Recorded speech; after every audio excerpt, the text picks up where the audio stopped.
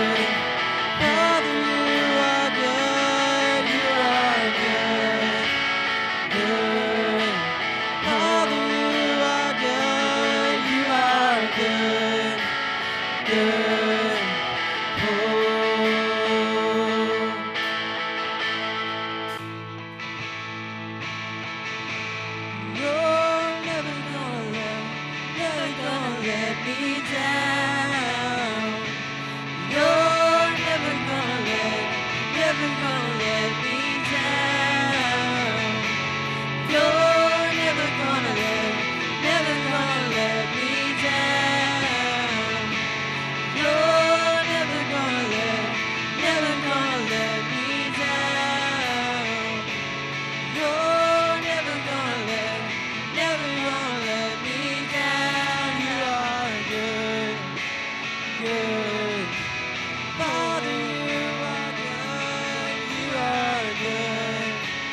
good. Father, you are good. You are good. Good. Father, you are good. You are good. Good.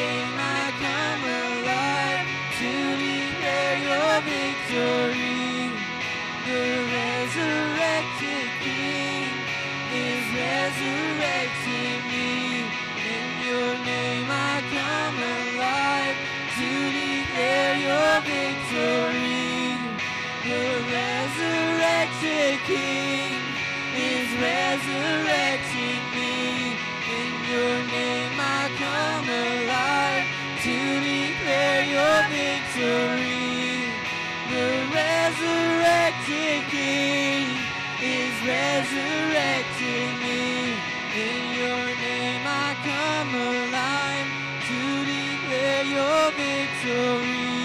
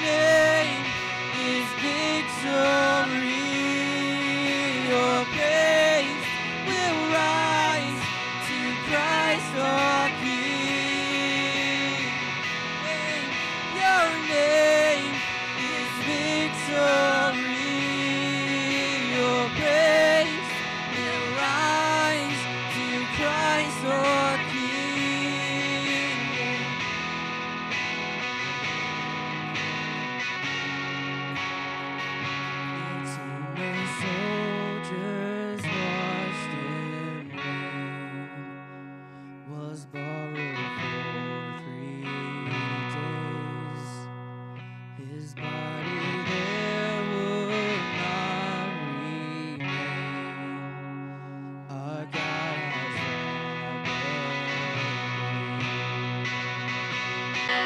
all the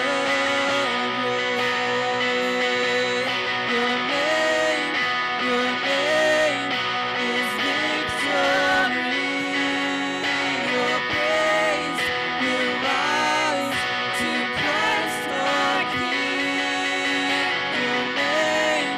Your name is victory. Your praise will rise to Christ our King. Your name is victory.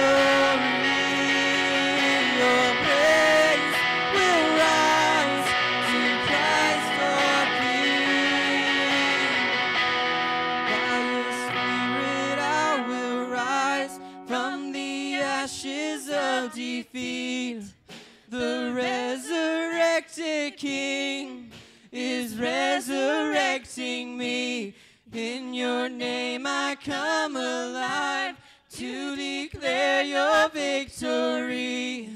The resurrected King is resurrecting me. In your name I come alive to declare your victory.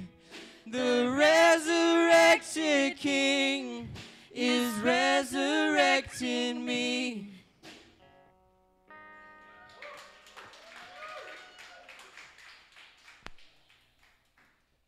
At that time, the disciples came to Jesus, saying, "Who is the greatest in the kingdom of heaven?" And calling to him a child, he put him in the midst of them and said, "Truly I said to you, unless you turn and become like children, you will never enter the kingdom of heaven. Whomever humbles himself like this child is the greatest in the kingdom of heaven."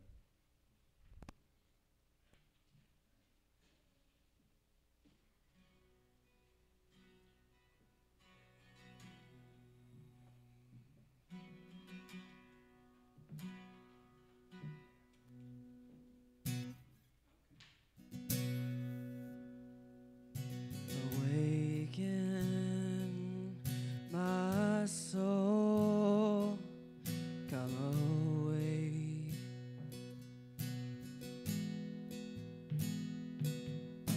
To hunger, to see, to thirst.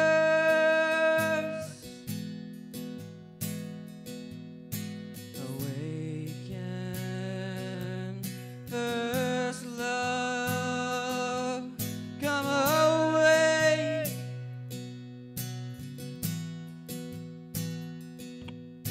And do as you did at first.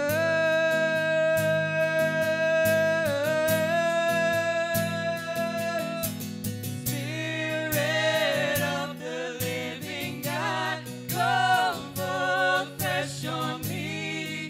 Come wake me in my sleep. Flow through the caverns of my soul, pouring me to overflow,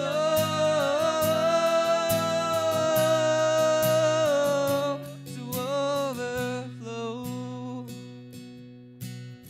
Awaken my soul, come awake.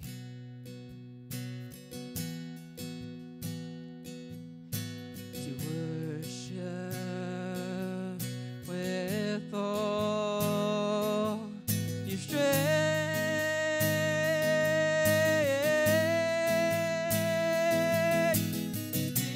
Spirit of the living God, come fall afresh on me.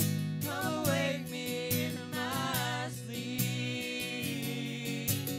Flow through the caverns of my soul, pouring me to overflow,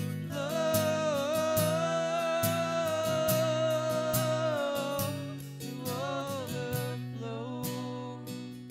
Spirit, come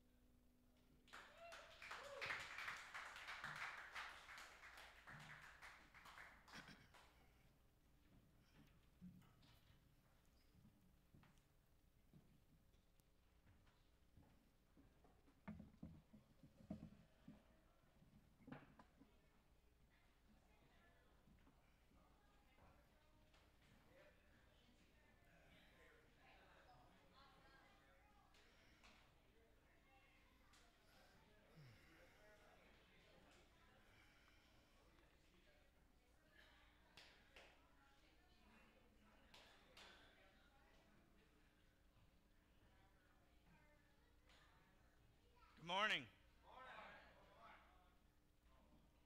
Anybody been blessed yet? Whew.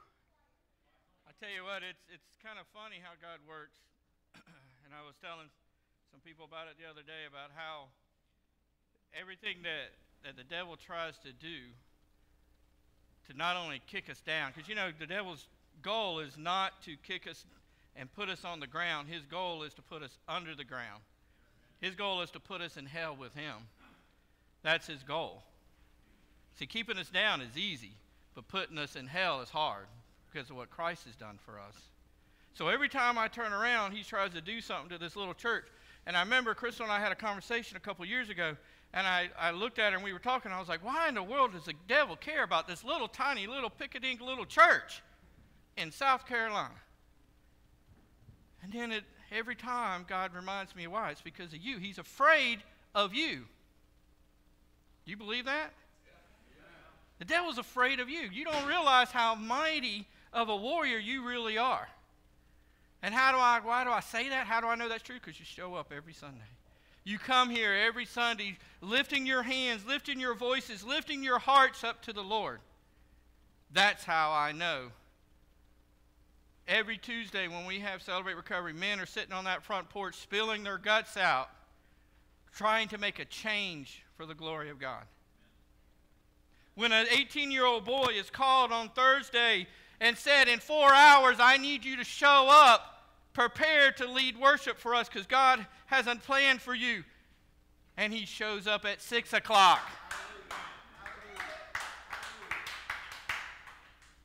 When I look around and I said, haven't said a word yet, and I get 4 phone calls saying, how can the Lord use me? Every time the devil tries to kick us down, you guys pick us up. Every single time.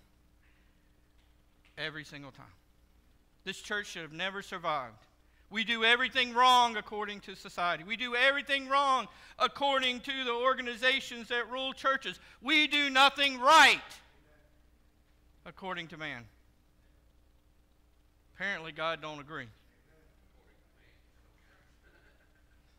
Apparently God don't agree. Because every time this church gets kicked, every time this church looks like the door should be shut, God opens the doors, the windows, and he just pours blessings into here beyond what I can even handle.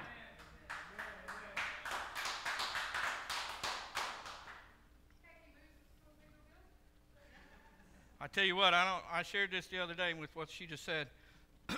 My wife, she has dreams, and they scare me. Because a lot of times when she has dreams, they come true.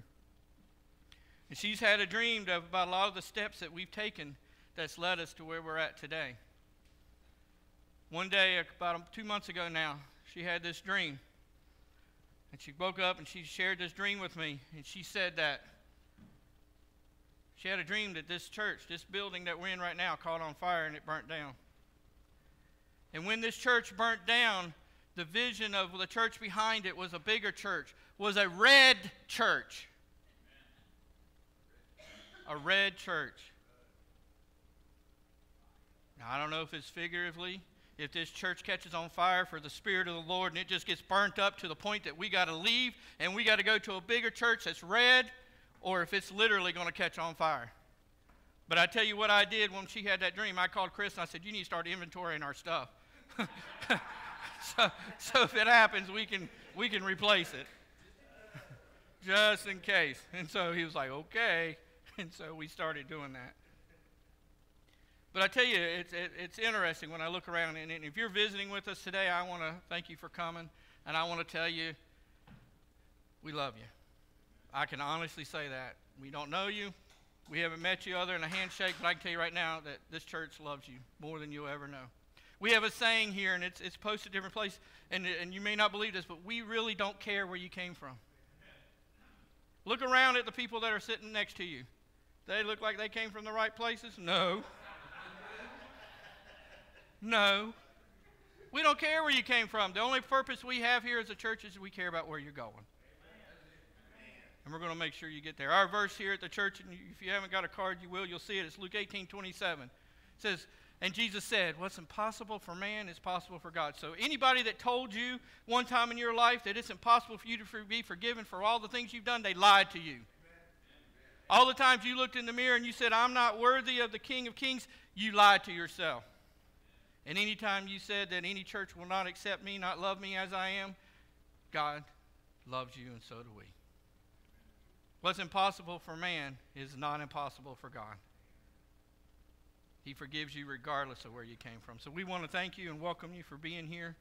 As you've already noticed, we're different, we're weird, we're unique, we're whatever, but by golly, we're centered on God, and that's where we're going to stand, and that's where we're going to stay.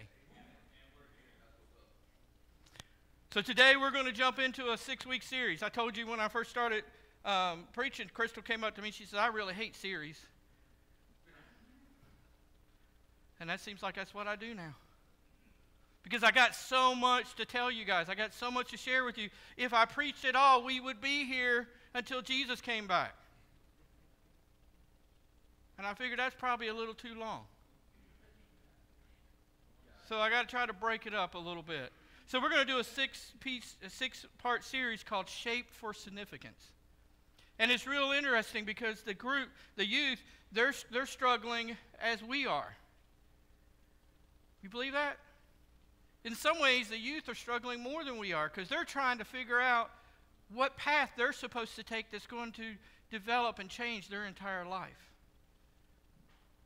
See, as adults, we've already walked down some paths that we know we probably shouldn't have gone down and we probably don't need to go down again. But they don't know that yet. And whether we like it or not, each one of us over here that's over the age of 20, according to them, are idiots. We have no clue what's going on in the real world. We just showed up at the age 40, and that's just the way it is. So they're doing a 6-week series also in the youth tonight. They're going to start it tonight called Wired, or Why I'm Wired, or How I'm Wired, or something like that. So we're going to kind of go together with them a little bit and kind of share how we're wired, but we're calling it shaped. How am I shaped? How has God shaped me? So if you saw the image, we have this image of clay here, and I thought about that, and I thought, you know what? A piece of clay is pretty daggone happy being a piece of clay. You know what? I'm a piece of clay. But think about what happens to that piece of clay once the potter starts getting a hold of it. And he starts shaping it and changes it. And that piece of clay went from just being dirt and water sitting in the ground to being something that has a purpose for each and every individual that owns it or uses it or comes in contact with it. If you're thirsty and I hand you a cup, that cup now serves a purpose. It quenches your thirst. If you're hungry and I hand you a plate, it now becomes a service to serve you some food. And I thought about it this morning. Crystal was talking about a guy who kept saying, I'm an acorn, I'm an acorn, I'm an acorn. And someone looked at her and said, when are you going to quit being a nut and finally become an oak tree? And so some of you, I probably have said that to you before, just haven't said it so nicely. But the question is, when are you going to become something? And I thought about that. I thought about us. I thought, when you have a tree in itself serves a purpose, does it not? It provides us oxygen. It provides us shade. It provides housing for animals. It provides multiple things that we get to use. It signals different seasons for us, right? The leaves will start coming in. You say, oh, spring is coming. And then the leaves are full blown. Oh, summer's here. And then they start changing colors. Oh, here's fall. And then they lose their leaves, and now we're into winter. And you think, oh, well, a tree gets cut down, now we've ruined everything. It's like, no, now that tree gets to become multiple things. It serves as shelter for those that are homeless. It serves as paper for those who the Lord has ordained to say something to his people. It serves a purpose. And even though the devil has seen you blossoming in the Lord, and he may have come up to you and he went underneath your feet and cut you down, the Lord says, I got a purpose for you. I can make something out of this. I can take what the devil meant to hurt you, what the devil meant to hurt this church, what the devil meant to hurt your family, and I can turn it into good.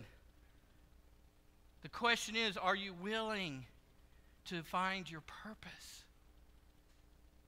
Are you just happy laying on the dirt rotting because you've been cut down. Are you guys ready to find your purpose? All right. Let's look and see what God's got for us this morning. Look over in Psalms 139. Verse 13 and 14 says, "For you created my innermost being. You knit me together in my mother's womb. I praise you because I am fearfully and wonderfully made. Your works are wonderful." See, we're going to start with that because you got to understand before anything else where you came from.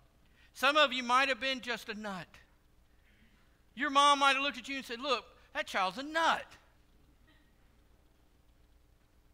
But then you got to remember what God does with that nut. You're wonderfully made. You have a purpose. He is designing you for something. It may take you 40 years, 50 years, 60 years to figure it out. But He's designing you for a purpose. You know, I saw this thing yesterday and I totally lost it in my mind, and God just brought it back because it fits into this. You guys know what a Chinese bamboo tree is?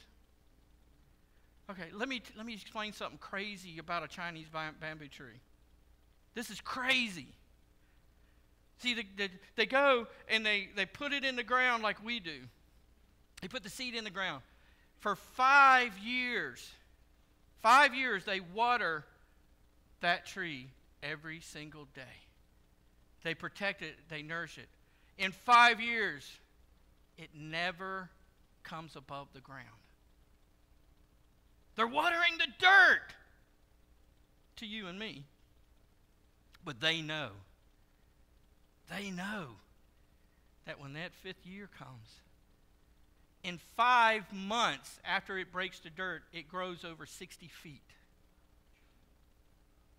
So the question I have for you is, does it grow in 5 months or in 5 years? See, guys, just because we don't see some fruits of what God's doing doesn't mean we ain't getting ready. See, it ain't ready to break the dirt and come into the world yet because God said it wasn't ready. You may not be ready when you thought you were ready. But in 5 months, it grows 60 feet. See, it knows that God's got a purpose, and it was wonderfully made. The Chinese know that planted that thing. They know what's going to happen with this bamboo. They know this little seed that if planted, nourished for 5 years and taken care of, what is going to happen. And when I heard that for the first time, the first thing that came to my mind was this church. Now we're, unfortunately, for my little scenario, aren't growing like a bamboo tree. We're not hidden in the dirt for 5 years, thank God. You know what I mean? But it's something that people thought was crazy. Why are you nourishing those people? Why are you loving on those people? Why are you watering them and taking care of them? Because I know that God's got a heart, got a plan, and got a purpose for each and every one of you.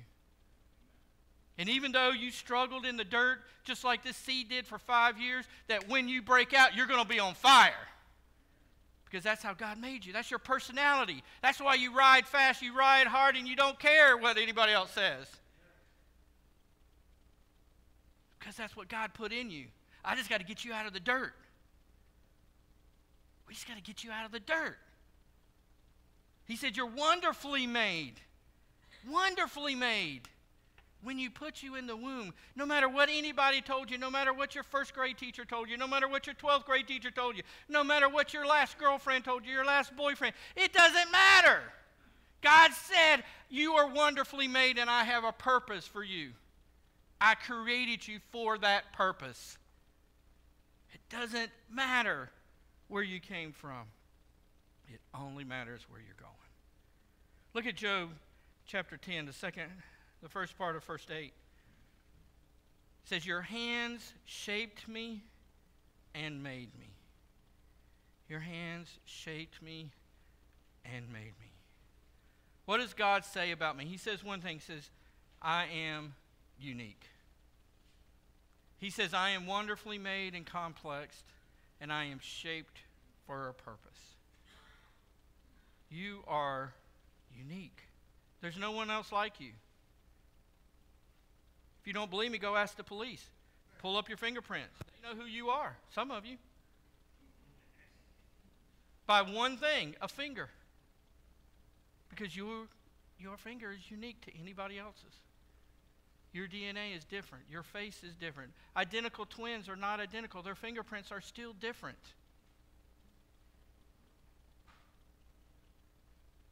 You're unique.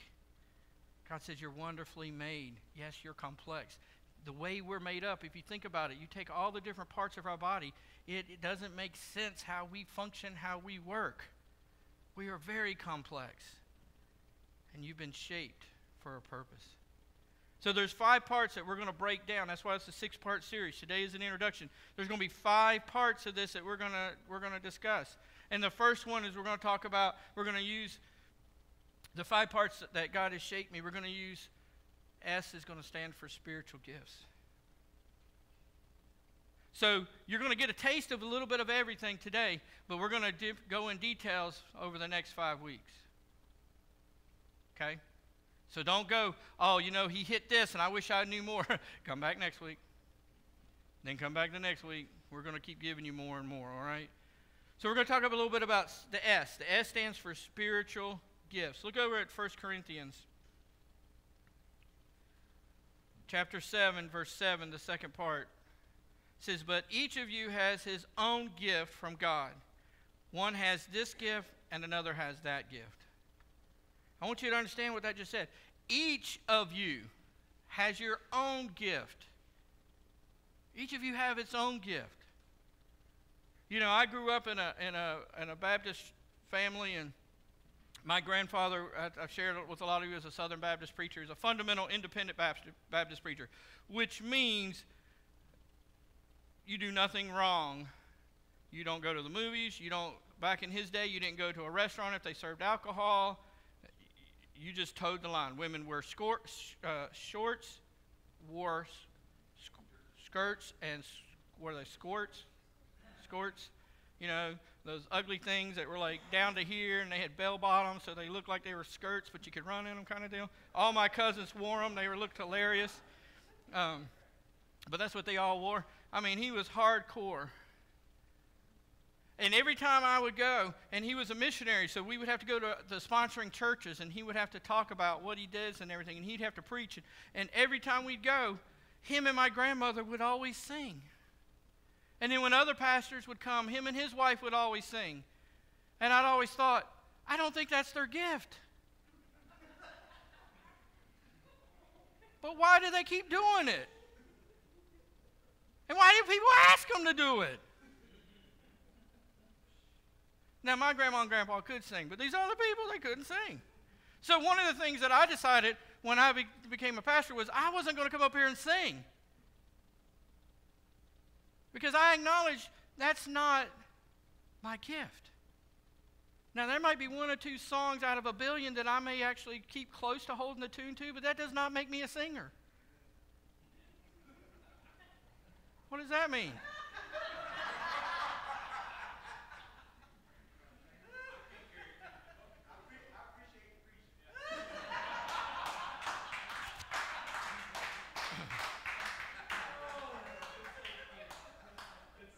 Kenny just gave away where he's been. He's got a quick tongue. But see, you got to realize we all want to do everything. We all want to do, but when you finally find out what God has for you to do, see, I didn't think God wanted me to be a pastor. I thought my job was going to be an armor bearer because I'm good at it. And I like it because you know what? No one yells at the armor bearer. No one yells at Chris as the associate pastor. You don't yell at Chris as the associate pastor. You yell at Chris as husband. But nobody goes to Chris and say, Chris, I really don't like this about the church. No. That's a great job. It really is. Come up here and preach a little bit. They're like, yeah, you did great. Because you weren't as long as the other pastor. We like you. Chris is like, I ain't doing it no more. But see, you got to realize what your gift is. And you got to say, this is what I want to do, even if you don't want to do it. See, I didn't want to do this. I didn't want the responsibility. I didn't want to stand up here, but I had to realize, what did God make me for? See, when I started my life in a beat up, emotionally defeated person. I know it's hard to believe, but that's the truth.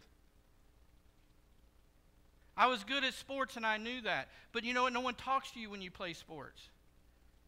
You know what I mean? They leave you alone. As long as you hit the ball hard, you run fast, you throw hard, you hit hard, nobody really cares. So I got to just when I put that uniform on, I was nobody. I was a good catcher. Why? Nobody saw me. They saw the gear. Football, no matter what I did, I could hide behind the uniform. But this one teacher, I got to my junior year and I had all these credits and they're like, you got to do something. And I was like, I don't want to do anything. And they said, you got to. It's part of it. We don't let you graduate early. You know, you're not, what do you think you are in the year 2015? We don't do that here. So I had to take stupid classes. So they said, look, you can take this speech class. I said, I don't want to take a speech class. See, I was a skinny kid. I was about this height, weighing about 127 pounds. I had crooked teeth. I had a family that had a professional profession but didn't know how to manage money, so we were poorer than poor. I lived in a house that was broke down, tore down, and messed up. I knew how to rig stuff before rigging became a popular thing. I knew how to resalvage things, repurpose things before it became a popular thing. That's how we had to do to survive. I thought nobody cared about anything I had to say because I have nothing to say.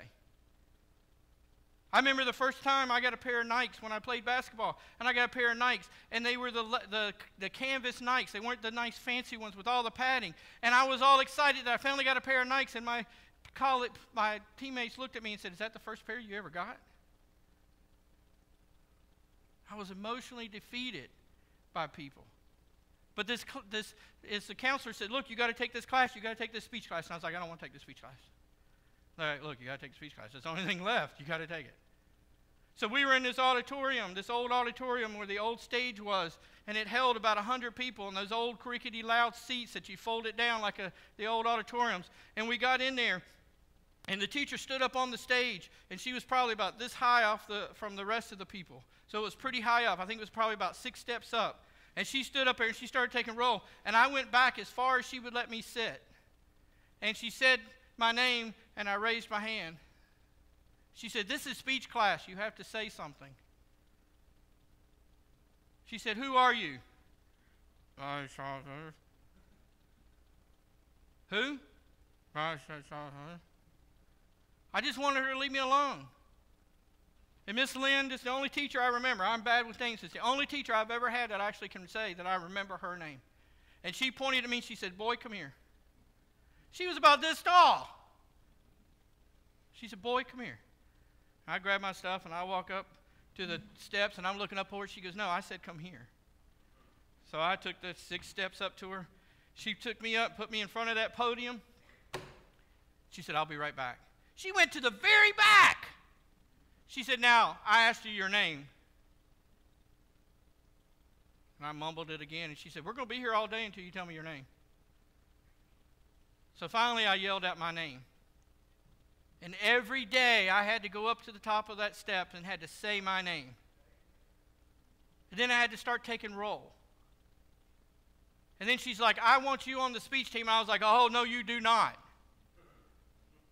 She made me. She said, I will fail you if you don't get on the speech team. She saw something. She made me do it. So she paired me up with this guy. His name was Chuck. And he and I debated. That was our skill. That was our thing, was debating. And in debate, if you watched them on TV, it's kind of the same thing. They give us a topic. One side's positive, one side's against. And you prepare for both sides. And you show up, and they tell you which side you're on. And you have all your data, all your research, and that's what I was good at, man. I had all that stuff on cards. We were good to go. The problem is both of us had to speak. I didn't like it. He was a senior. He was good at it. He liked doing it. I hated it. I said, let me do this part and you do that part. They're like, no, you both have to. It's a team thing. You have to do it. And so I was teamed up with him, and we would start debating. We would start talking about things, and we would start going back and forth and stuff. And you know all the crazy things I say now? That's where I learned how to say it. You know, where I'm like coming up with things, that's where I learned. Because my mind would go, oh, I'm freaking out. And then God would say, hey, say something about McDonald's. It'll cool you, calm you down. Okay. Yeah, they have Big Macs too, but that don't mean it's good for you. That's the first time I said something like that. In the middle of the debate, and the judge goes, huh?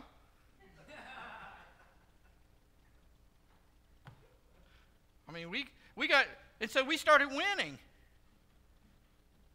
And then they give awards for the best speakers. And then he and I started going back and forth about winning those. And I'm like, where'd this come from? And I still didn't like it. But I learned how to do it. He and I ended up going to state. We won the state title. Then he graduates. He left me alone. And I said, well, I ain't doing this no more. That was fun. I ain't doing it no more. She came up to me and she said, I promise you, you will not graduate from this school if you're not on the speech team this year. I said, you can't do that. She said, come with me. We went down to the principal. Principal goes, yeah, she can do that. Now, I don't know if it was true or not, if they were working together, but. So I'm stuck on the debate team again. Then they came up with this thing called Lincoln-Douglas debate. Lincoln-Douglas debate is one-on-one. Still the same rules, but it's just you against another person. Guess what she made me do? I no longer had my partner. He graduated. I no longer had my safety net. It was now all on me. See, she saw a gift in me that I didn't see. The end of the story is I ended up winning state. I ended up going to New Orleans to nationals to compete. I got my butt kicked, but I went. Which is pretty cool because I lost the first day. We were there for 4 days. Once I thought about it, I was like, shoot, I should have thrown it. You know what I mean? But here's a senior in New Orleans for 4 days. I mean, it was awesome. I graduated that school with the most points of any other speaker that school had ever had. I have a little piece of paper. It's got all these stickers across it that shows how many points that you get. Just because she refused to let me not do what God called me to do. And I didn't know then what I know now. See, I'm standing up here today preaching to you simply because Miss Lynn refused to let me sit in the back. Some of you someday are going to be doing something simply because somebody sitting beside you, whether it's me or your friend beside you, your support person, refused to let you just sit in the back. Think about it. There's probably somebody you can think of right now that got you where you're at now simply because they refused to let you sit you in the back. She refused. She knew that I had a purpose. She knew God had something in me, and all she had to do was nourish me, water me, for however long it took till I finally came out of the dirt. Till I finally rose to where God wanted me to be. And now, you give me a podium, I don't shut up, do I? God gets a hold of me, and I'm like, I got something to say. Some of you are like, I wish he was sitting in the back again. It would be great. But see, God's got a purpose for you, people. I'm trying to help you. God's got a purpose. He's got a gift that he's given you. You may not understand that the little things that you're doing is the seed to be big things.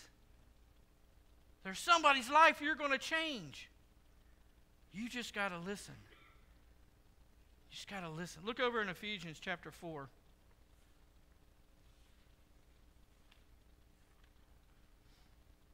Verse 11 and 12. It says, so Christ himself gave the apostles, the prophets, the evangelists, the pastors, and teachers to equip his people for work of service so that the body of Christ may be built up. You may be, wait a minute, I'm not an apostle, I'm not a prophet, I'm not an evangelist, and I'm not a pastor, and I'm not a teacher. So that means I'm out. Well, let me tell you a secret here. There are 20 different spiritual gifts in the Bible, and I promise you, one of them is yours. Not that it's going to fit you, it is yours. It was given to you. The Bible says Christ himself gave. When you accepted Christ, you were given a spiritual gift. Now, you can be like some of us and just say, I don't want to do it. Or you can embrace it and say, here we go. Here we go. Lord, you're going to give me the gift of pastorship. You're going to stick me up here at the pulpit. Here we go. I'm going to give it all. I'm going to talk until you shut me up, not until they do, but until you do. If I'm preaching to my wife, I'm going to keep preaching. Ask her. If I'm preaching to my kids, I'm going to keep preaching. You're either going to agree with me because I'm right or because you're tired of me talking. I don't really care. You're going to hear what God has for you to hear. There are 20 spiritual gifts. Look over in Romans with me. Romans 12, 6 through 8. It says, we have different gifts according to the grace given to each of us. If your gift is prophesying, then prophesies in accordance with your faith.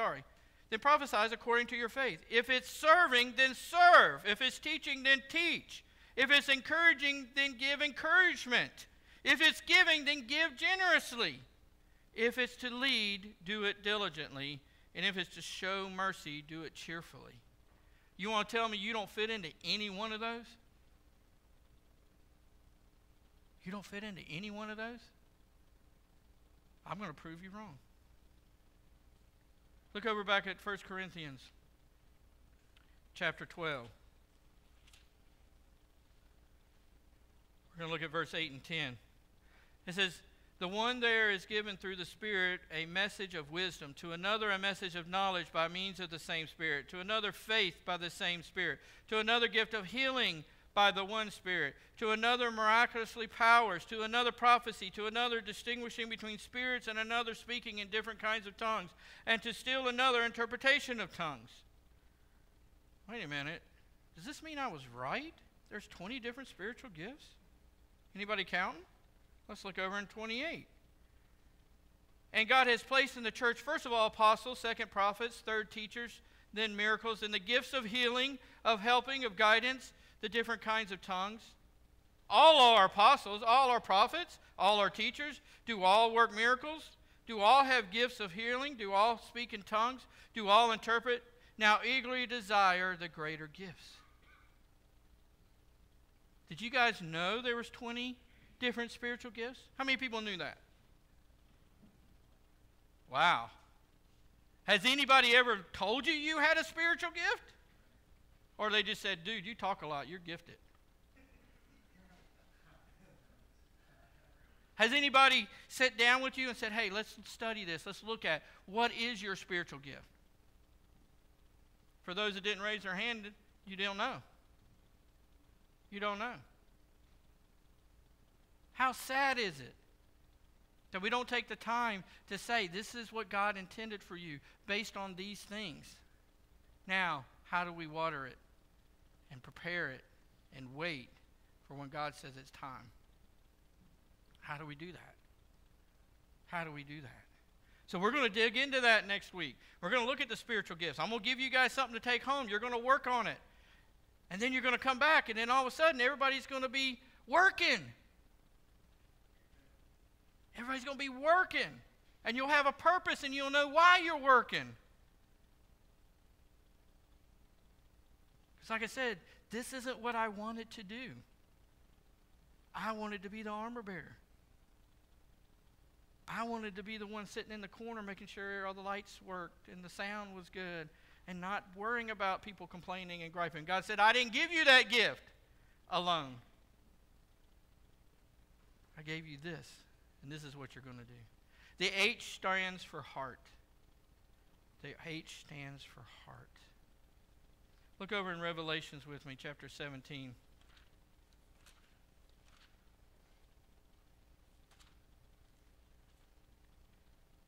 Verse 17. For God has put into their hearts to accomplish his purpose by agreeing to hand over the royal authority, to hand over to the beast the royal authority until God's word is fulfilled. For God has put into their hearts to accomplish his purpose. See, God has put it in your heart already to accomplish God's purpose. The problem is you don't know how, so you feel like you're failing. You don't know how because you don't know what your gift is. So you're like, I don't know where God wants me. I don't know what he wants me to do, so I'm just going to do nothing. That way I don't screw it up.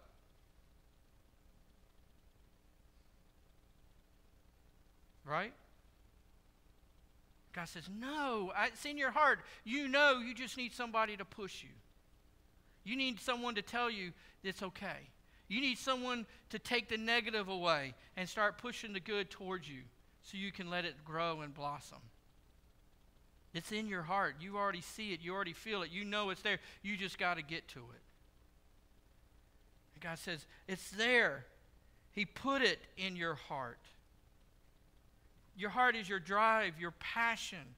There's nothing worse than hearing and talking to someone that has no passion. They've lost their purpose. They have no passion. They have no desire. They have no yearning to do anything. Nothing brings them joy. That all came from the devil. None of that came from the Lord. It's excuse me. It says right there. It's in your heart. When we break that down and we show you, you're going to see your heart is created to serve God. That's what He created you for. To worship Him, to love Him. Not to doubt, not to worry, not to wander around aimlessly like most of us do. He said your heart is your drive, your passion. Look over in Philippians for me.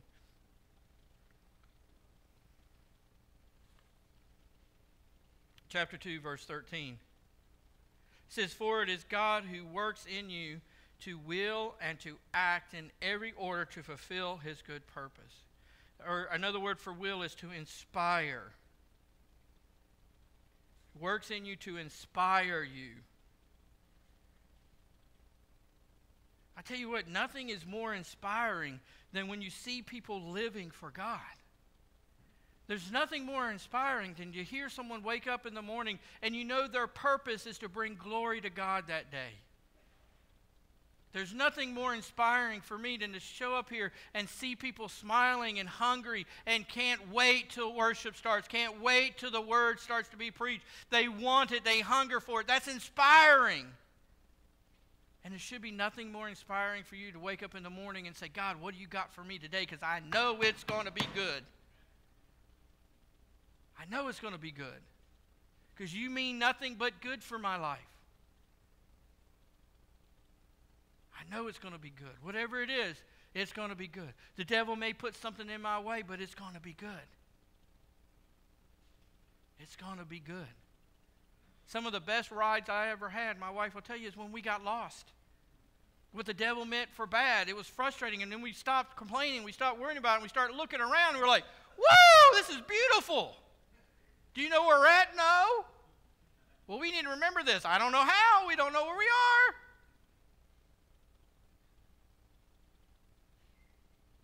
But the devil meant it for bad. He meant it to frustrate us, to aggravate us, to get us mad. And God's like, stop. Stop. Stop. Just look around. Look at what's here. It's good. It's really good. We're just too busy looking at the negative stuff.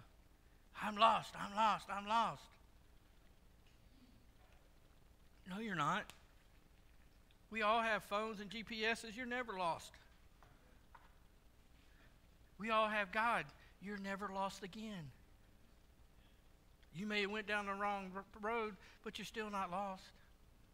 Because all you got to do is, just like with the GPS, all you got to do is look to God and say, God, I'm done running. I'm done hiding. I'm done being lost. I'm tired.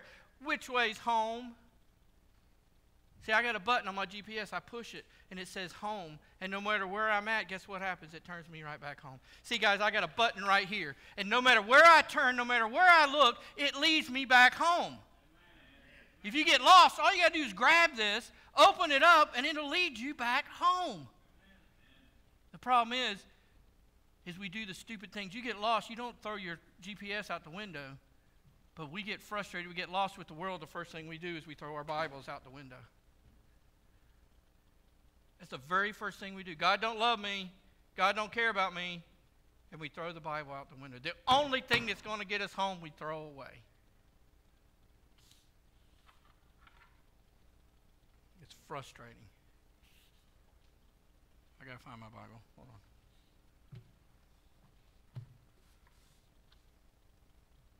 He will inspire you. The A stands for abilities. There's over 500 to 900 abilities listed in the Bible. 500 to 900. We'll talk about the difference between gifts, heart, and abilities as we go through and look at it more. But look over in Corinthians for me. Corinthians chapter 12, verse 6.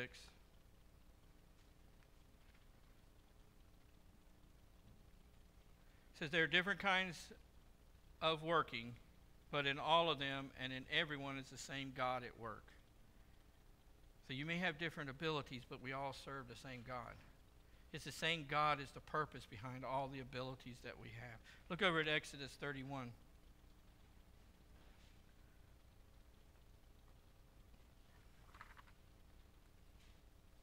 So one thing about the church, if you don't know how to use a Bible, you will after a while. Exodus 31, verse 3, and it says, I have filled him with the Spirit of God, with wisdom, with understanding, with knowledge, and with all kinds of skills. See, skills are your abilities. He says, I have filled him with the Spirit of God. I have filled him with wisdom. I have filled him with understanding. And you guys know there's a difference between wisdom and understanding, right? Okay. And with the knowledge, and with all kinds of skills. See, some of you have skills to be able to do certain things. See, I dabble in a lot of things, but some of you have a skill where you can see something and that thing can become alive. See, I have a skill to ride a motorcycle, but I know the person is not me to fix the motorcycle. I can change the oil. I've tinkered with a few things, but when it's serious, like more than an oil change, I go to the person that God gave that skill to. And I pay him. And I don't complain, no matter what the bill is. Because I know that God gave him that skill, and that skill has made it possible for me to do the things that he has me to do. See, his skill may not be to preach, but because of his skill, it allows me to use that motorcycle to reach people, and I get to preach. And so without his skill, my skill will be hampered. Without your skill, my skill or the person beside you may be hampered. See, we got to remember that. So whatever God gave you, even if it's small, he gave it to you in order to connect to the next person's skill. It's a connection. We want to be separate.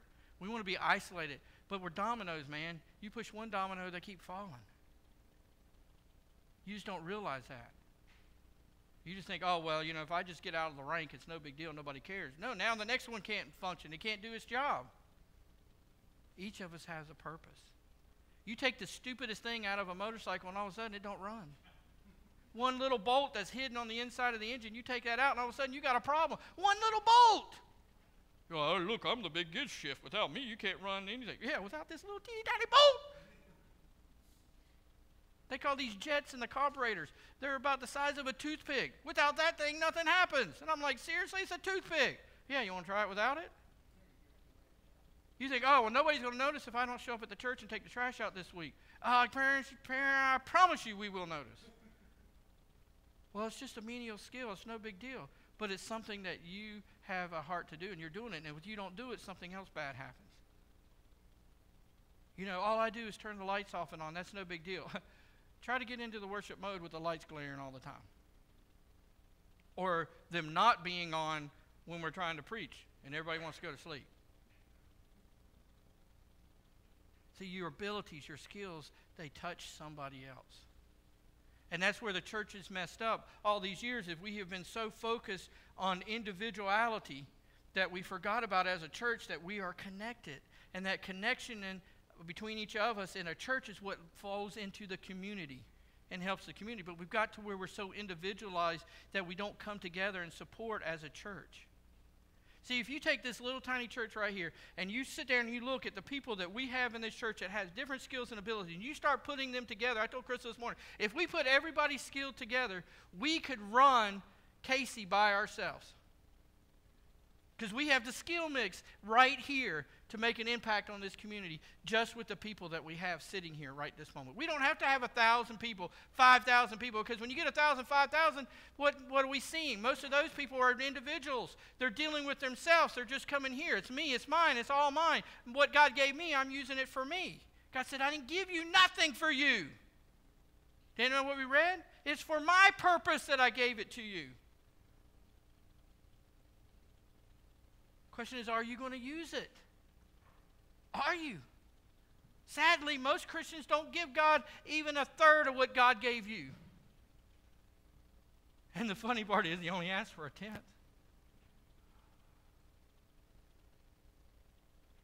Time, talent, and treasures.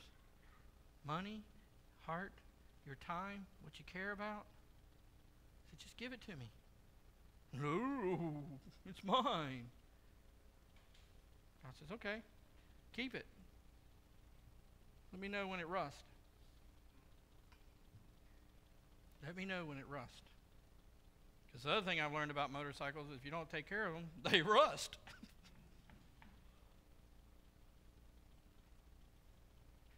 You got to take care of them. The P stands for personality. The personality is rooted in the way we think. It's the way we think, the way we feel, and the way we act. Now, before we get into too much about personality, I want to tell you something here, okay? One of the things I hate hearing more than anything else is someone saying, this is the way I always have been, this is who I am, you just got to have to deal with it. You know why I hate that?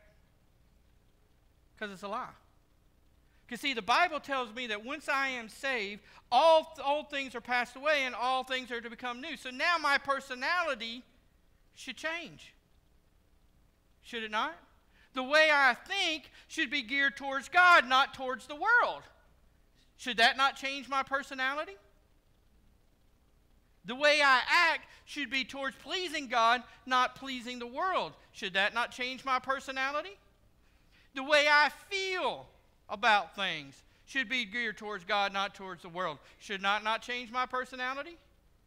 So if your personality doesn't change once you got saved, who are you still serving?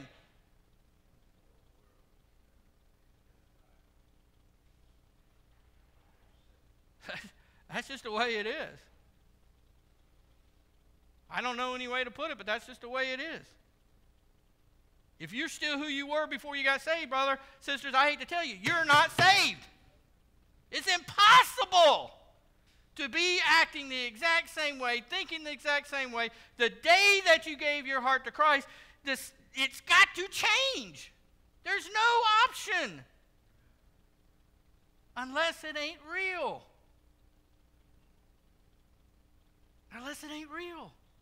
If you just came down here to impress a girl, if you just came down here because you just felt bad and you thought maybe this might help, whatever your reason, if you didn't come down here to be saved, to call God your Lord, to ask for a change, it was for nothing. My personality changed. Kenny's changed just for being dunked in the water. It didn't save him, but it reconfirmed to him the change that had to happen.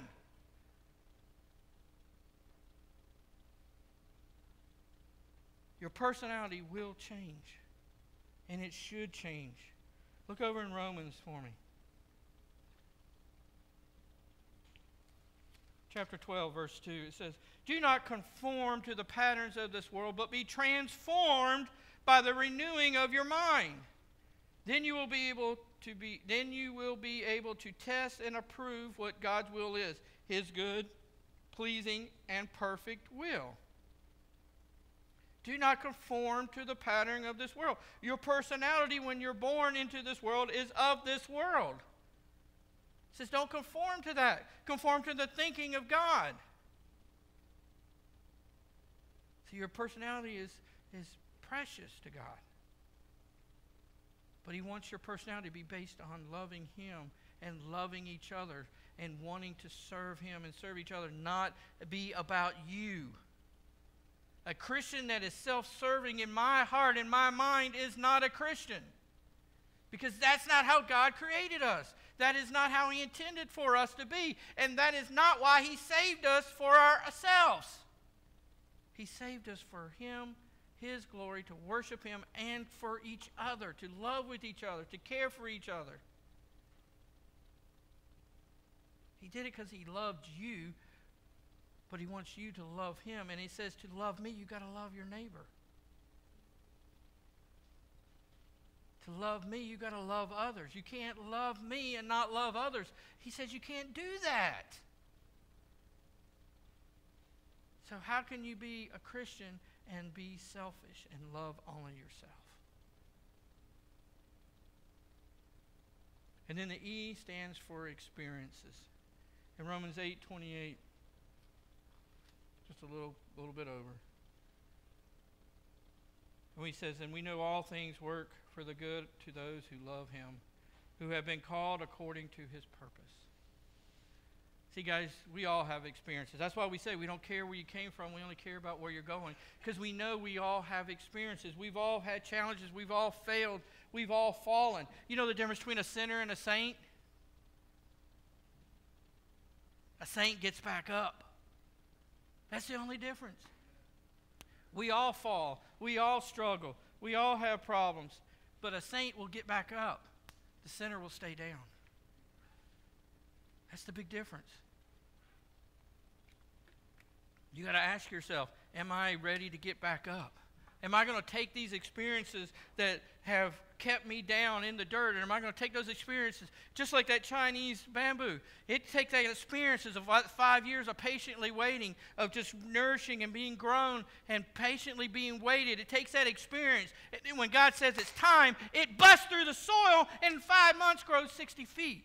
Just think if you took those experiences and you know they were hard and you know they were terrible, and you took those things and you said, okay, God, when you're ready, I'm going to explode with these experiences. I'm going to give them to somebody. And then somebody walks in and says, hey, you know what? I was in jail. And you're like, oh, God, here's my chance. And you jump on that person. You get beside them and you nurse them and you water them like someone did you. And while you're doing that, you don't realize you're growing. Because God has used that experience. And now you're seeing His love for you. You're seeing why you went through that. Because you're seeing this person that was going to hell is no longer going to hell because of your experiences.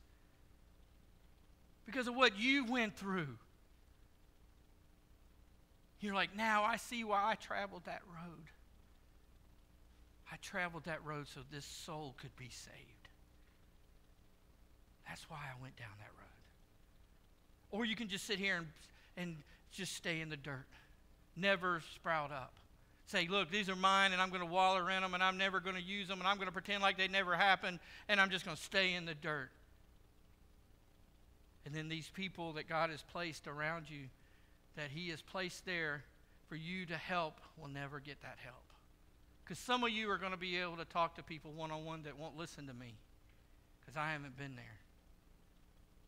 I haven't had that experience, but you have. And God says, now use it. Now use it. You screwed up, but we're going to take that screw up, and you're going to see why I allowed it to happen. You're going to see why I still walk through that valley with you. Because now you're going to walk by the valley with this person. And you're going to love them. And you're going to help them. And they're going to get through it because of you. I tell you, experiences are hard, but there's great reward in some of the experiences that some of us have been through. That's one thing I love about this church. No matter what experience you went through, there's somebody here that's been through it. We have more garbage than the city dump in this church. But the funny thing about it is, every bit of that garbage God has cleaned. He has washed it. He has taken care of it. It's gone. It's no longer in our life. But now we get to take that garbage and we get to say, hey, look, let me tell you what God did to my garbage. I had garbage. Let me tell you what it smells like once God gets a hold of it. Let me share that with you. So why must I understand my shape? We looked at the spiritual gifts, the heart, the abilities, personality, experiences. We're going to go into it in more detail. But why must I understand it? Well, first of all, if you understand your shape, it reduces your stress. Anybody need any stress reduction? All right, I'm going to help you. It's free. It ain't going to cost you a dime. The first thing it's going to do, if you understand your shape, it's going to reduce your stress. Look over in Galatians with me.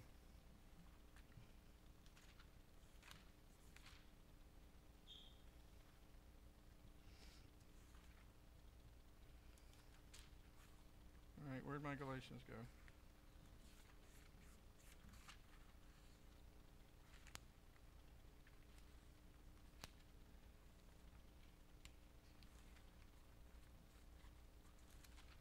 You guys ever have a day when a whole book of the Bible's missing? There it is. I don't know what he did with it, but it was gone for a minute.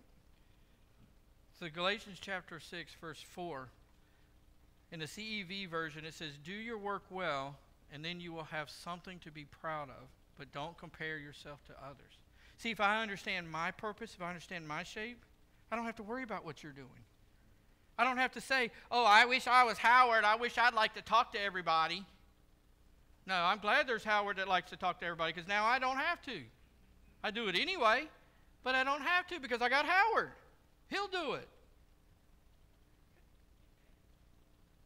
I'm glad I got Chris. I don't have to figure out how to work the lights and be able to push a button and this happened and that happened. I'm glad I got Jordan because I don't have to figure out how to play a guitar or pretend like I can sing or anything like that. I'm glad I got those people. I don't have to worry about it. So I don't need to compare myself to Jordan. I don't have to compare myself to Howard. I don't have to compare myself to Chris. I don't have to compare myself to Kenny. I got to be proud of how God made me because he made me this way, so I don't have to stress about it anymore. Isn't that what most of our stress is about how so-and-so is going to think about me because I'm geared towards that person? I don't have to worry about it. If I know how I'm shaped, if I know my purpose, if I know that God made me because he made me the way I am.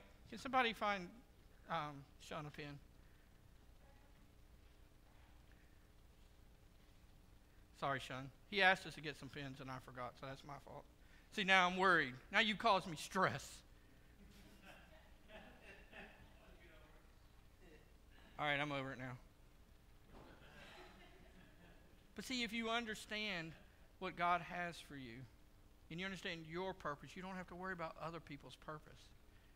And then if you don't worry about other people's purpose, you focus on your purpose, you focus on doing what God told you to do, then you lose that stress of worrying about somebody else.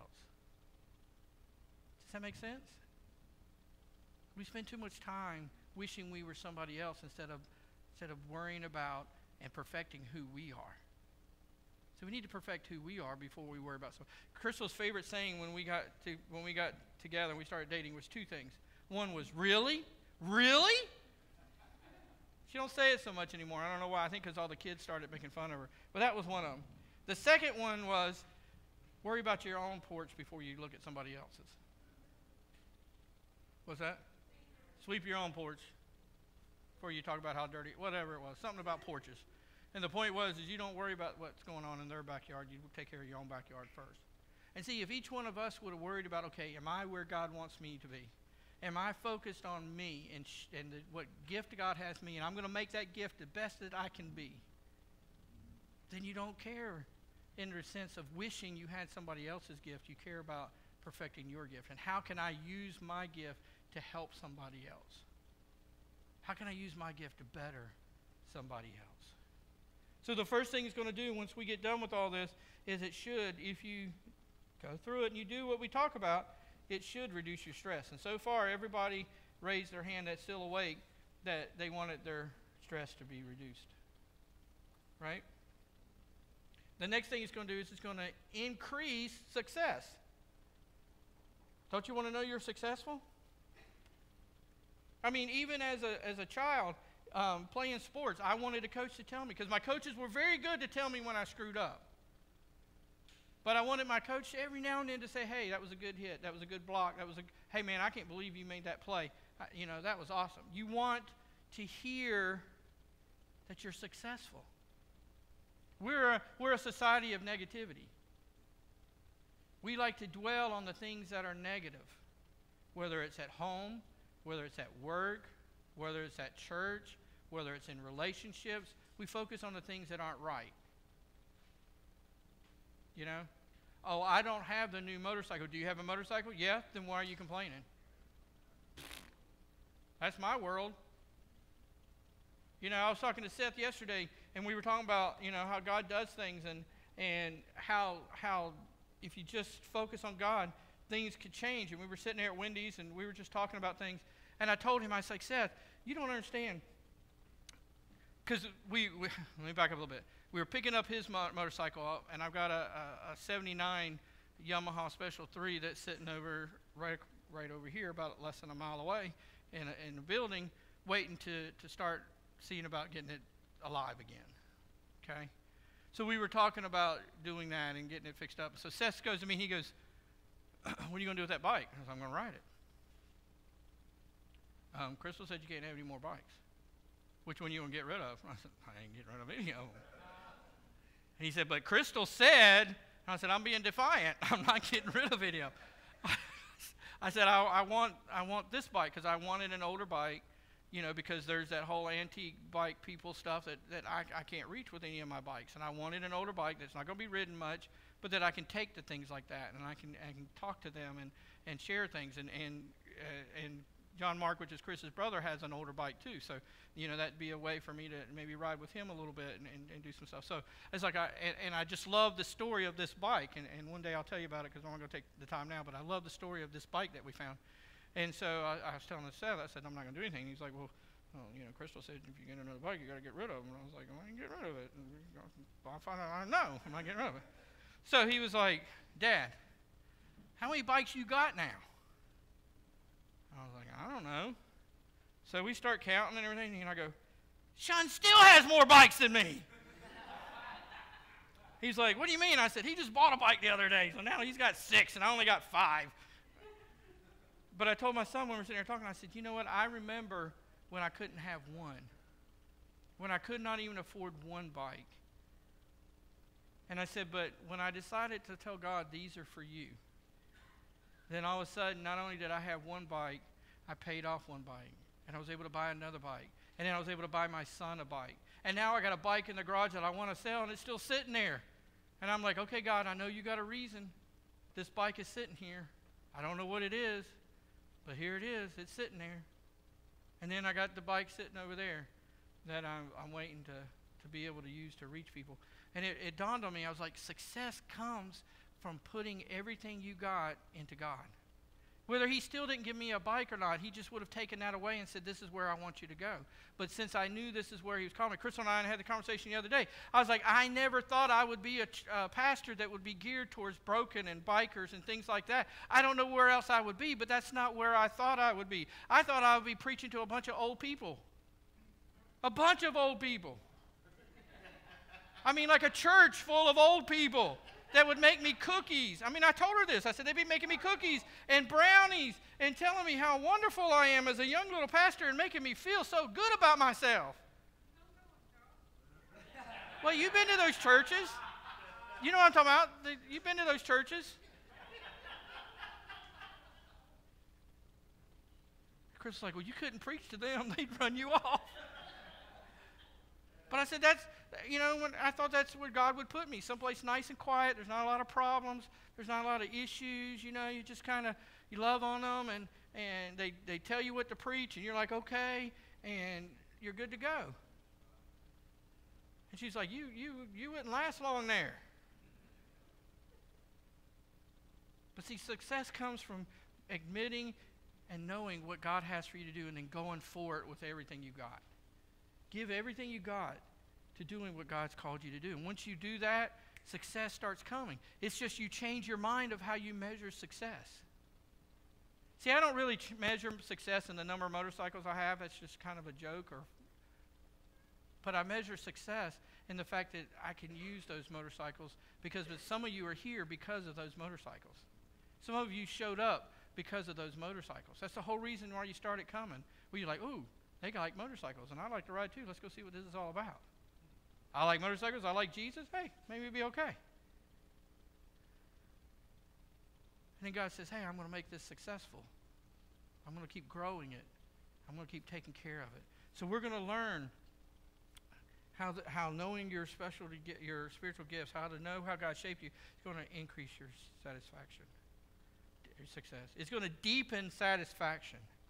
You know, one of the number one things when you start talking to people that have a lot of money, that have a lot of success in life, after a while they sit there and they look at you and they tell you, I just don't have any satisfaction. I mean, there's even a band that came up with a whole song saying, I can't get no satisfaction. It's a realization that I can chase the world, I can do all these things, but I can't get satisfied.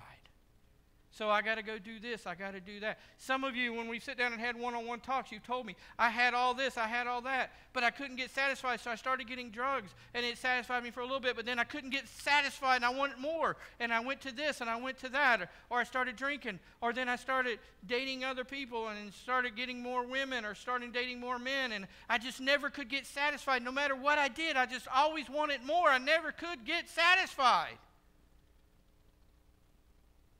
And see, understanding where God has for you, that'll deepen your satisfaction in life. Look over in Philippians 4, verse 10 through 13. It says, I rejoice greatly in the Lord that at last you renewed your concern for me. Indeed, you were concerned, but you had no opportunity to show it. I am not saying this because I am in need, for I have learned to be content whatever the circumstances. I know what it is to be in need, and I know what it is to have plenty. I have learned the secret of being content in any and every situation. Whether well fed or hungry, whether living in plenty or in want, I can do all this through Him who gives me strength.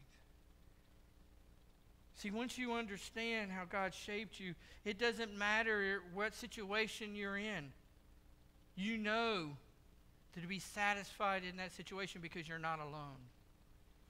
You know to be satisfied in that because out of that, God's going to do something that's going to be miraculous. It's going to blow your socks off. That's going to make you in awe of what God's doing. It's just a matter of whether or not you're going to look at the situation or if you're going to look at God. If you're going to focus, you know, in a motorcycle, how many people have taken a motorcycle course one time in their life? How many people have taken the driver test? I'm not going to ask how many have a license because that might get us in trouble.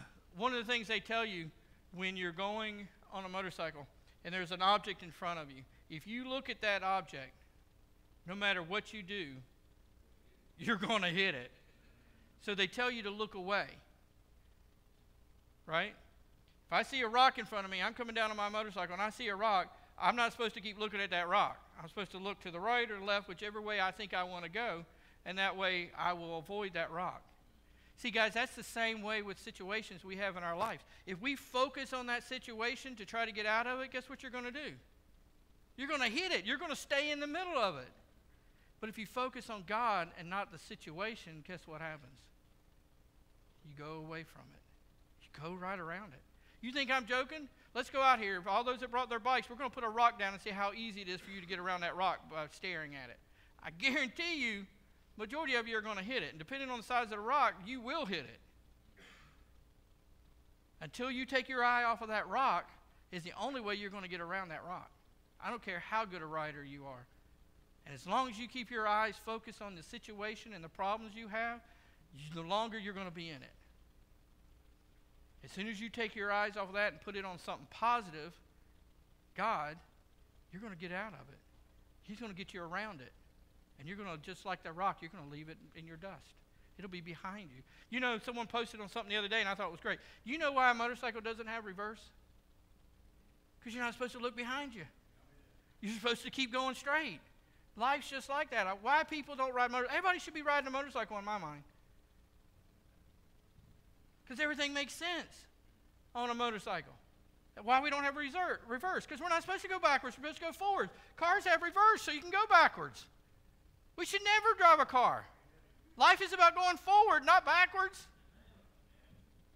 We have two wheels on a car that are useless. They serve no purpose. I can balance on two. Why do I need? That's just more brakes, more tires. It's useless. Why do I do it? It's a waste of money. Get rid of the other two. We just need two. I regressed, I think. But satisfaction comes from focusing on God. Knowing that no matter what situation you're in, you're satisfied because you know God is with you, God's put you there, and God will get you out of it. No matter what. The last thing it does is it builds self-esteem. Builds self-esteem. Look over in Romans chapter 5, verse 8. It says, "But God demonstrates his own love for us in this: while we were still sinners, Christ died for us." That should tell you your worth. That the Lord of Lords, the King of Kings, the Son of God, he could have sent an angel, he could have sent anybody else, but he sent his Son for you. So see, once you understand that, your self-esteem should greatly change. Once you identify who you are and what you're here for and what your purpose is, your self-esteem should greatly change. See, majority of people that suffer from self-esteem is because they don't know what they're here for. They don't know what they're supposed to be doing. They don't know what their purpose is. Something that might seem minuscule could mean a lot to somebody. Might mean a lot to somebody. Look over in 2 Timothy. Chapter 1, verse 9. He said, "He has saved us and called us to a holy life. Not because of anything we have done, but because of his own purpose and grace. This grace was given to us in Christ Jesus before the beginning of time." He has saved us and called us to a holy life, not because of anything you have done. See, your self-esteem don't need to be based on what you have done. Shoot, if my self-esteem was based on what I would have done, you guys would never see me. I would have been dead a long time ago. But see, my self-esteem is built on what he has done. And pleasing him and having him saying, "Well done, son. That's what I asked you to do. That's what I want you to do."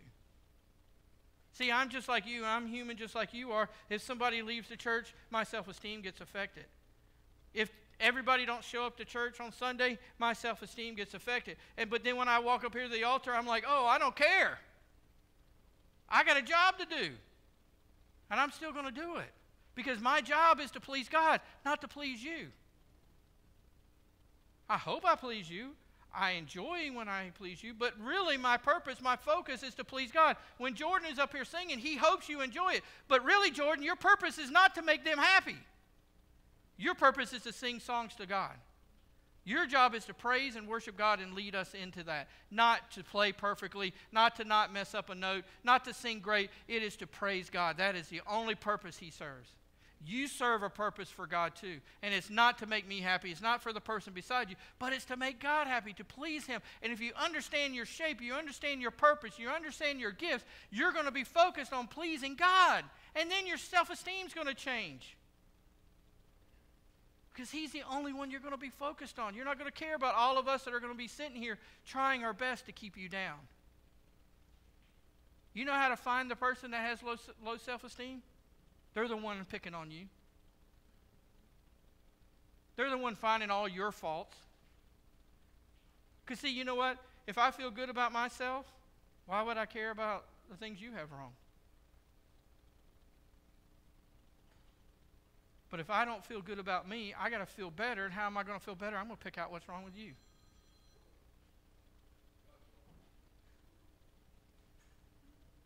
Answer, it's got to be God.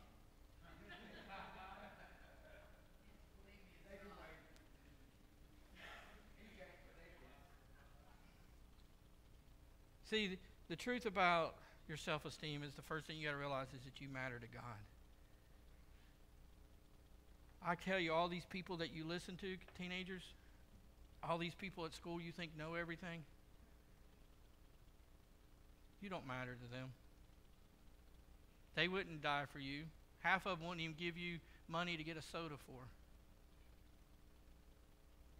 They wouldn't come to you when you're falling and you need help. They'll just laugh at you and go to the next person. They definitely wouldn't send their son to die for you. Adults, you're the same way. There's people you're worrying about, you want to impress. You know, look at me. I'm a big old biker dude. Then you go home, you put on your footy pajamas, you turn on your cartoons, and you cry like a baby, hoping that nobody sees the real you. But you know what? The only person that really matters is God, because you matter to Him. You matter to Him. You were shaped by God for a purpose. 1 Corinthians 15:10 says, by grace of God, I am what I am. By the grace of God, I am what I am. You got to be proud of who you are. You got to be proud of who you are. The devil doesn't want you to be proud. He wants to put people around you that's going to tell you how you should look, how you should act, how you should behave. How can you do that if you're supposed to be unique? How can you be unique if you're trying to be like somebody else? It doesn't even make sense. People used to tell me when I was younger that I was crazy, and I'd look at them and say, no, I'm uniquely different. I'm uniquely different. I'm unique. I am the way God made me. And it's different from the way He made you. We may have things in common. We may have things we love. You may say we're just alike, but we're not. We're different. We're different. Guys, this is going to be an eye-opening 6 weeks, 5 weeks now. You can choose to ignore it. You can choose to skip it. You can choose to not want to do it. But I'm telling you, if you take these 6 weeks and you actually take time and focus on how God has shaped me, what is my spiritual gifts? What is my heart? What is my ability? What's my personality? And what is my experiences that God has put in place to shape me? Once you figure those things out, then you're going to have less stress. You're going to have less worries. You're going to have better self-esteem. And you're going to find a purpose. So Jordan and the worship team is going to come up, and they're going to lead us in a time of worship, or a time of invitation. And I'm going to tell you how our invitation works. It's quite simple. This rickety little stage that we built is not for anything special. It's not been coated with anything glorified or whatever, but what it is a place. It's a portal for you and God to have a conversation and talk. It's a time for you to come and talk to God and say, hey, this is where I'm at. I don't even know if I'm saved because I haven't changed. I'm still who I was. Maybe I never got saved, and I need to come to the altar, and I need to be saved today. The way we do things is this altar is yours. It's a conversation between you and God. We're not here to get your information and say, hey, did you get saved today or not? That's between you and God. If you got saved, by all means, we want to glorify and praise that with you. We want to sing to your praises, to God's praises for grabbing you out of the depths of hell, but it's between you and God. That's what the purpose is. Or maybe you just have to say, you know, God, I'm blocking those spiritual gifts that you've given me. I'm blocking myself from the things that you've asked me to do. And today I want to make things right, and you just want to come here and pray. You come up here to the altar, it's your time. We don't bother you. We got people up here that can pray with you, and if you want us to pray with you, we'll come and pray with you. If you want to pray by yourself, you come pray by yourself. It's between you and God. You'll see with some of the people when you come up here and pray, we get a black sheet and we put it over you. The black sheet doesn't mean anything. It's not nothing special. It's just a sheet. But what we do it for is two things. One is for modesty. If you watch people when they kneel to pray, the women are always pulling their shirt down, pulling their pants up because they don't want to be showing anything. So we put that over you so you can focus on God and not worry about your clothes. So that's why when you see the sheets, that's what the sheets are for. So we're going to stand now. We've learned that once we break the suction between your butt and the seat, it makes it a little bit easier to be obedient to God. So we're going to stand now. And I'm going to pray that you will heed the calling of God. That if He's talking to you, that you don't just stay back there and think, oh, you know what, it'll go away. It's like indigestion. Guys, this is when God's calling you, it's like a heart attack. You got to respond. You got to respond. This is your time. Don't waste it.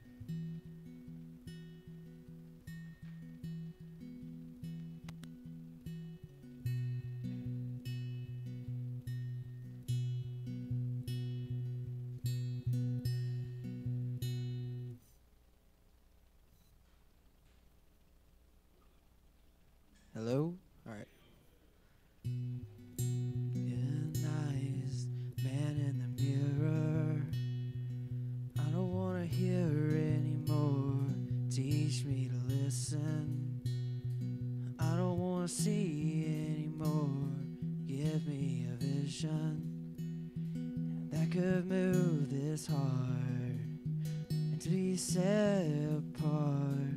I don't want to recognize this man in the mirror, and I don't want to trade your plan for something familiar. I can't waste a day, I can't stay the same. I wanna be different, I wanna be changed. All of me is gone, all that remains is a fire so bright. Whole earth will change, there's something different. I wanna be different in me.